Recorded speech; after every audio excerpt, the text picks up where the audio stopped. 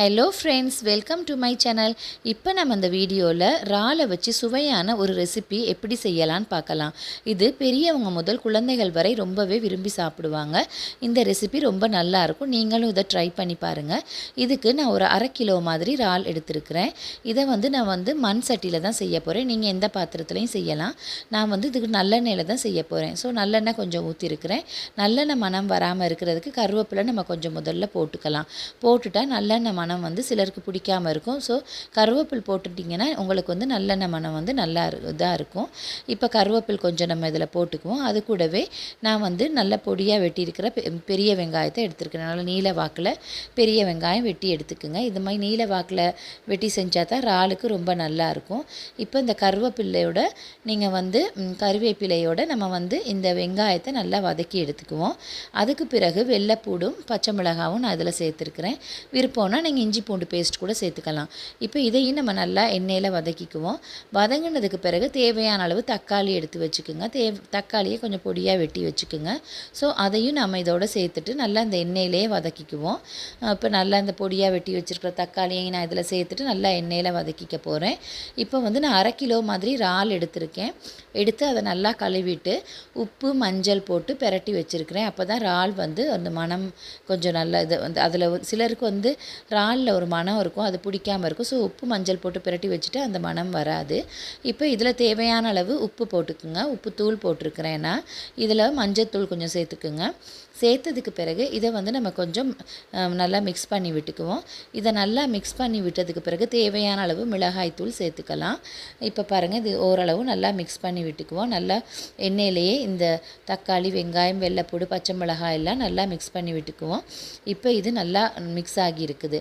இப்போ இது நல்லா மிக்ஸ் ஆகி இருக்கிறதுல இப்போ நம்ம என்ன செய்ய போகிறோம்னு பார்த்தீங்கன்னா தேவையான அளவு மிளகாய் தூள் சேர்த்துக்குவோம்.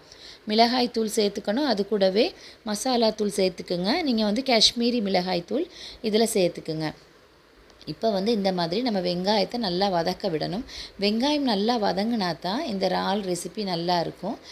இப்போ பச்சை மணம் போகிற வரைக்கும் நல்லா ஓரளவு நல்லா வதக்கிக்குங்க. இப்போ வெங்காயம் நல்லா வதங்கிருச்சு. இப்போ நம்ம புளி கரைசல் இதில் ஊற்றிக்குவோம். ஏன்னா இறால் சிலருக்கு மனம் ஒரு மாதிரி இருக்குங்கிறதுனால நம்ம புளி கரைசல் ஊற்றுனா ரொம்ப அந்த மனம் மறைஞ்சிரும். ஸோ அப்போ அதனால் நம்ம புளி கரைசல் கொஞ்சம் ஊற்றிடுவோம். ஊற்றிட்டு இந்த புளி கரைசலையும் சேர்த்து நல்லா இந்த மாதிரி மிக்ஸ் பண்ணி விட்டு நல்லா கொஞ்சம் வேக விடுவோம். இப்போ நல்லா புளி கரைசலையும் ஊற்றி நல்லா மிக்ஸ் பண்ணிக்கோங்க. மிக்ஸ் பண்ணதுக்கு பிறகு இப்போ நம்ம மிளகாய்த்தூள் மசாலாத்தூள் மஞ்சள் தூள் எல்லாம் நம்ம சேர்த்துக்கலாம். இப்போ பாருங்கள், இந்த அளவுக்கு நல்லா மிக்ஸ் பண்ணி விட்டுக்குவோம். மிக்ஸ் பண்ணி நல்லா ஓரளவு வதங்கி வந்திருக்கு.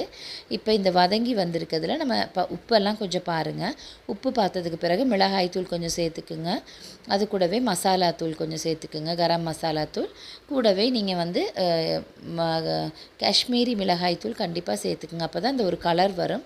இப்போ காஷ்மீரி மிளகாய்த்தூள் போடாட்டி இதில் அந்த கலர் வராது. ஸோ அதனால் லைட்டாக காஷ்மீரி மிளகாய்த்தூளும் போட்டுட்டு இதை நல்லா இந்த மாதிரி வதக்கிக்குங்க. இப்போ தேவைன்னா நீங்கள் இதை நல்லா வதங்கினதுக்கு பிறகு கொஞ்சம் ஆற விட்டுட்டு மிக்ஸி ஜாரில் நீங்கள் இதை நல்லா அரைச்சியும் எடுத்துக்கலாம். அரைச்சி எடுத்துகிட்டு இறாலை அதில் போட்டு பெரட்டி தொக்கு மாதிரியும் செய்யலாம். அதுவும் டேஸ்ட்டாக இருக்கும். இப்போ பாருங்கள், நான் உப்பு மஞ்சள் தூள் போட்டிருக்க இறாலை இதில் நான் போடுறேன். போட்டுட்டு இதை கொஞ்சம் நம்ம நல்லா வதக்கி விட்டுக்கிட்டு இருக்கணும். வதக்கி விட்டால் நல்லாயிருக்கும். உங்களுக்கு நல்ல தொக்கா ஃபைன் பேஸ்ட் மாதிரி தொக்கா வேணும்னா நீங்கள் அந்த முதல்ல நம்ம வதக்குனதெல்லாம் ஆற விட்டுட்டு மிக்ஸி ஜாரில் நல்லா அரைச்சி எடுத்துட்டு அது கூட இந்த இறாலை நம்ம மிக்ஸ் பண்ணி எடுத்தோம்னா அதுவும் ஒரு வித்தியாசமான சுவையாக நல்ல தொக்கு மாதிரி டேஸ்ட்டாக இருக்கும். இப்போ பாருங்கள், இந்த மாதிரி கொஞ்சம் நல்லா வதக்கிக்கிட்டே இருக்கணும். நல்லா இந்த எண்ணெயில் இந்த இறால் இந்த வெங்காயம் தக்காளி எல்லாம் சேர்ந்து நல்லா வதங்கும் பொழுது இந்த ரெசிபி ரொம்ப சூப்பராக டேஸ்ட்டாக இருக்கும். இதை நீங்கள் இறாலை இது நீங்கள் இப்படி செஞ்சு கொடுத்தீங்கன்னா எல்லாருமே உங்களை பாராட்டுவாங்க. சின்ன பிள்ளைகள் கூட இதை நல்லா விரும்பி சாப்பிடுவாங்க. இப்போ நான் இந்த இறால் இதில் கொஞ்சம் லைட்டாக தண்ணி கொஞ்சம் ஊற்றிக்கிறேன். தண்ணி கொஞ்சம் ஊற்றுனா நம்ம இந்த மிளகாய்த்தூள் மசாலா தூளில் உள்ள பச்சை மணம் போயிடும். ஸோ இப்போ இதெல்லாம் நல்லா அந்த தண்ணியிலே கொஞ்சம் இந்த இறாலை நல்லா வதக்கி விடுவோம். நல்லா வதங்கினதுக்கு பிறகு நல்லா இந்த இறால் வந்து நல்லா இப்படி வதங்கணும். இந்த தண்ணியிலேயே கொஞ்சம் நம்ம லைட்டாக தண்ணியில் கொஞ்சம் வதக்கிக்குவோம். இப்போ இந்த மிளகாய் தூளெல்லாம் பச்சை மணம் போகிற வரைக்கும்னால நான் கொஞ்சம் மூடி வைக்கிறேன். கொஞ்சம் மூடி வச்சதுக்கு பிறகு இப்போ பாருங்கள், இப்போ திருப்பி மூடி வெந்ததுக்கு பிறகு கொஞ்சம் மூடியை திறந்து பாருங்கள். இறால் நல்லா வெந்திருக்கும், ரொம்பவே டேஸ்டியாக இருக்கும். இது குயிக்காக ஈஸியாக நீங்கள் செஞ்சுக்கலாம். இப்போ பாருங்கள், இறால் வந்து நல்லா வதங்கி வந்திருக்கு. இப்போ உங்களுக்கு தேவைன்னா நீங்கள் இறால் தொக்கா கூட இதை நீங்கள் செஞ்சுக்கலாம். இப்போ இந்த மாதிரி நல்லா வதங்கினதுக்கு பிறகு நம்ம இதை சாதத்தோடு நல்லா சுட சுட சாதத்தோடு சாப்பிட ரொம்ப டேஸ்டியாக இருக்கும். சப்பாத்தி அந்த மாதிரி ரொட்டி அந்த மாதிரியான சைடு நீங்கள் இதை வந்து அதுகளுக்கு சைட் டிஷ்ஷாக இதை யூஸ் பண்ணிக்கலாம்.